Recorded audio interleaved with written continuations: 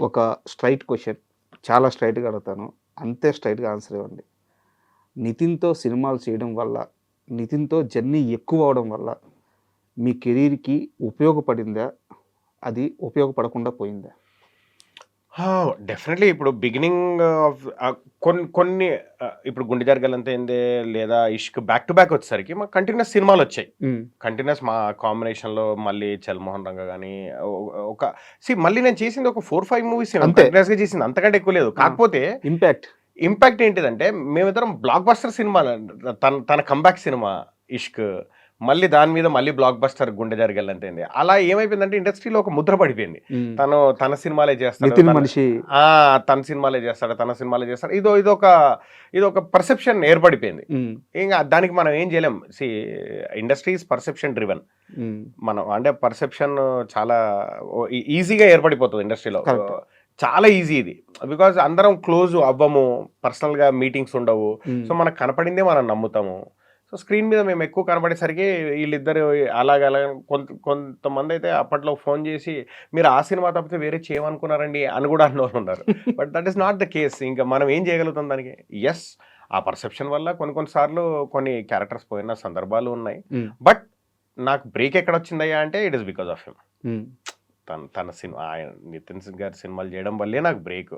'ఇష్క్' గాని, 'గుండె జారిగల్లంతైందే' గాని. So, I will be indebted to him for ever అంతే. ఈరోజు ఎలా ఉంది మీ ఇద్దరి రిలేషన్? ఇప్పటికి డెఫినెట్‌లీ బావుంటది. హ్మ్. కాకపోతే ఆహ్, సినిమాలు అలాగే కంటిన్యూ అవుతున్నాయంటే లేదు. ఎందుకంటే మధ్యలో ఆయన వేరే సినిమాలు చేయడము, వేరే కాంబినేషన్‌లు ఇగ different different directors different different కాంబినేషన్‌లు అనుకుంటారు కదా! సేమ్ కాంబినేషన్ బోర్ కొట్టో లేకుంటే ఏదో ఒకటి. హ్మ్. సో, రిలేషన్‌షిప్‌లో అసలు ఎటువంటి తేడాలుండవు. నితిన్ గారి గురించి లాస్ట్ క్వెషన్ నేను క్లోజ్ చేసేస్తాను. ఇది గూడా మీకు ఇష్టమైతే సమాధానం చెప్పండి. లేకుంటే స్కిప్ చేసేయొచ్చు. యాక్చువల్‌గా నితిన్ గారికి ఎనర్జీ గాని, ఆయన డాన్సులు గాని, ఆయన యాక్టింగ్ గాని చాలా మన ఏదో పక్కింటి కుర్రాడు చేసినట్టు ఉంటది. యాక్టింగ్ అవును. లాగే ఉండదు. అవును. చాలా మందికి ఇష్టం. బట్ చాలా సంవత్సరాల నుంచి ఏం నడుస్తుందంటే ఆయన సబ్జెక్ట్ సెలక్షన్ అనేది కరెక్ట్‌గా ఉండట్లేదు. సక్సెస్ రేట్ చాలా తక్కువైపోయింది. ఎక్కడ తప్పు జరుగుతుందండి కెరియర్‌లో? ఇండస్ట్రీ సక్సెస్ రేట్ ఓవరాల్‌గా చూసుకుంటేనే 2%, 3%. హ్మ్. ప్రయత్నాలు చేయడమే.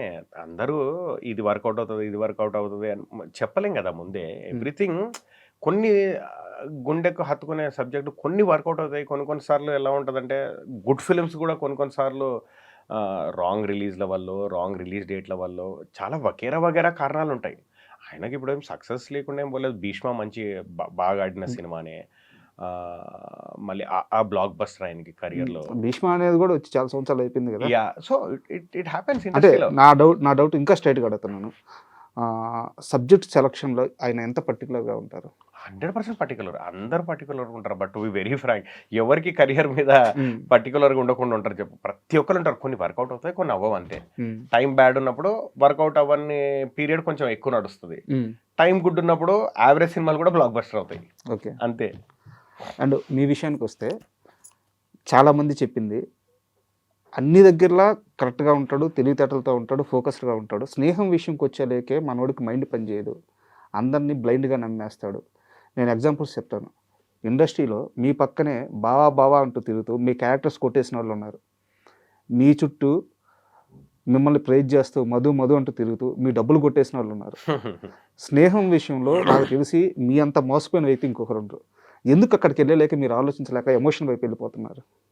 మేబీ అదే ఎమోషన్ వైపు వెళ్ళిపోతున్నారు కాబట్టి. అంటే సీ మనము అనుమానంతో స్టార్ట్ చేస్తే ఏ రిలేషన్‌షిప్ పనవ్వదు. హ్మ్.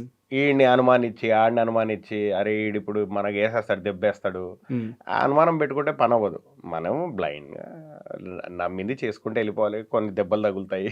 తింటూ నేర్చుకుంటూ ఎళ్ళిపోవాలంతే. ఏమి నేర్చుకున్నారు? ఏమి నేర్చుకోలేదు గదా! అంటే నాకు ఒక ఇన్సిడెంట్ స్ట్రెయిట్‌గా తెలుసు. బట్ నేను పేరు రివీల్ చేయట్లేదు.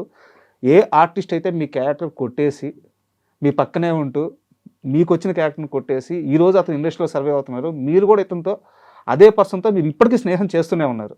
ఏమి నేర్చుకున్నారు? అంటే సీ నే నే నే అంటే ఓకే. ఇప్పుడు అతనితో స్నేహం చేసి, హ్మ్. అతనితో స్నేహం అనేది ఓకే. తప్పు లేదు. స్నేహం చేస్తాను. కానీ నెక్స్ట్ టైమ్ అతనికి నేను చేస్తున్న సినిమాలు చెప్పనంతే. జాగ్రత్తగా ఉంటారు. అంతే. ఇది ఇది ఇది ఒకటి నేర్చుకున్నాను కదా ఉమ్, అతనితో స్నేహం. ఇప్పుడు ఎవరికైనా ఆశ ఉంటుందబ్బా కెరియర్లో బిగినింగ్లో. ఉమ్, కొంతమంది ఆశపడి యూనో ఒకళ్ళు తొక్కి ఎదగాలనుకుంటారు, ఒకళ్ళు తొక్కకుండా ఎదగాలనుకుంటారు. నాకు అది రాదు, తొక్కి ఎదగడం నా వల్ల కాదు, నా లైఫ్లో కాదు. ఉమ్, అది నేను దాంట్లో బై బర్త్ లేదు నాకు అది. ఉమ్, సో అది నాకు రాదు. వాడి కర్మ వాడు మన ఇప్పుడు ఇంకొకటి నేను నమ్మేది ఏంటి తెలుసా, అవకాశం నాకు రాసిపెట్టుంటే వాడు నన్ను తొక్కాలనుకున్నా నాకే వస్తుంది. ఉమ్, అది నాకు రాసిపెట్టలేదు కాబట్టి వాడికి వెళ్ళింది. సింపుల్. ఇక్కడ రైటర్ పేపర్ మీద ఒక పేరు రాసుకుంటాడు, ఈ పలానా క్యారెక్టర్కి పలానా వ్యక్తి అని. రైటరో, డైరెక్టరో, కో డైరెక్టరో, మేనేజరో, ప్రొడ్యూసరో ఎవరో రాసుకుంటారు పలానా క్యారెక్టర్కి పలానా వ్యక్తి అని. కానీ పైన ఇంకొకటి రాసేస్తాడు, ఉమ్, ఈ క్యారెక్టర్ ఈడిది కాదు ఆడిది అని. అలా ఇప్పుడు నాకు కూడా చాలా క్యారెక్టర్స్ వచ్చాయబ్బా. ఇప్పుడు ఇంకెవరినో అనుకున్న వాళ్ళని, అది వేరు.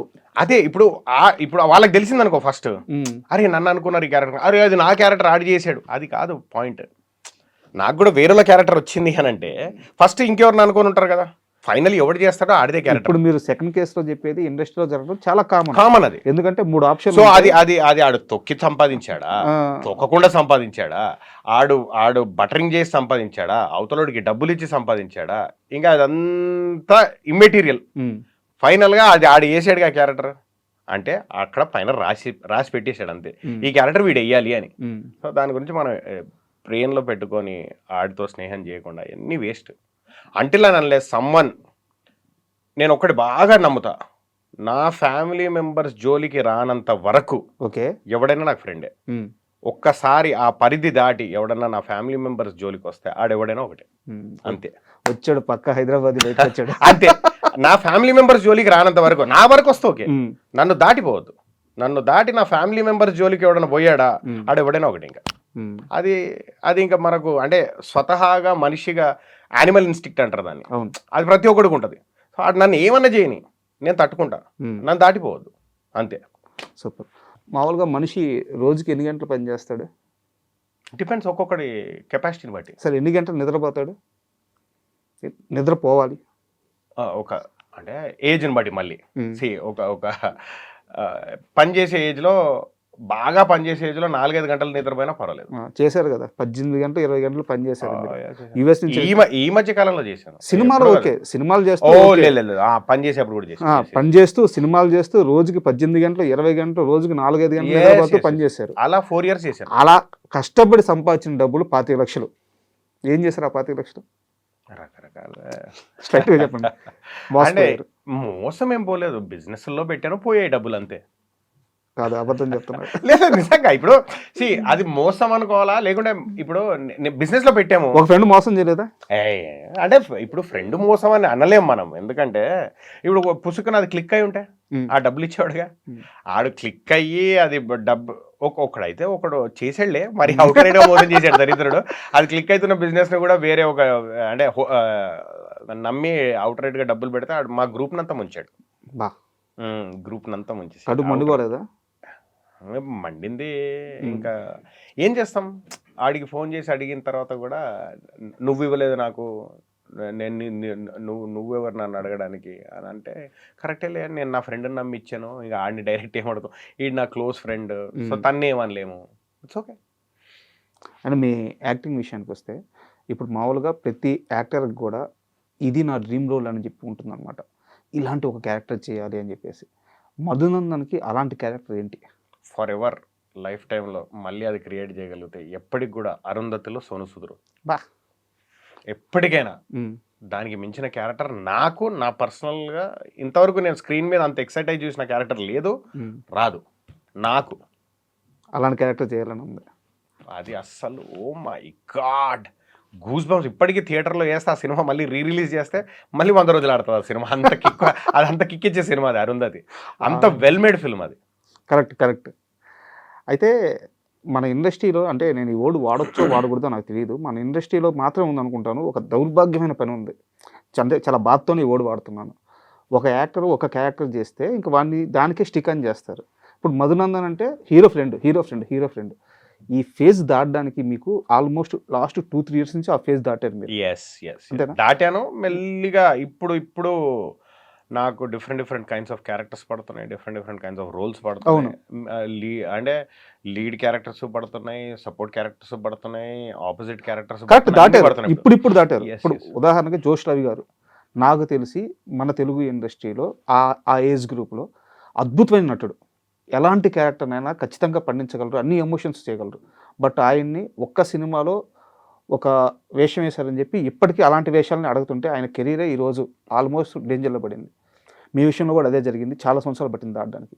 ఎందుకు మన మేకర్స్ ఒక నటుడిలో ఒక ముద్ర వేసేసి అలా పెట్టేస్తున్నారు? ఇప్పుడు మీరన్న సోను సూద్ లాంటి క్యారెక్టర్ రావాలంటే అన్ని షేడ్స్ బయట చూపించే క్యారెక్టర్ రావాలి, అవకాశాలు రావాలి. యా ఆ పరిస్థితి ఉందా ఇండస్ట్రీలో ఇప్పుడు?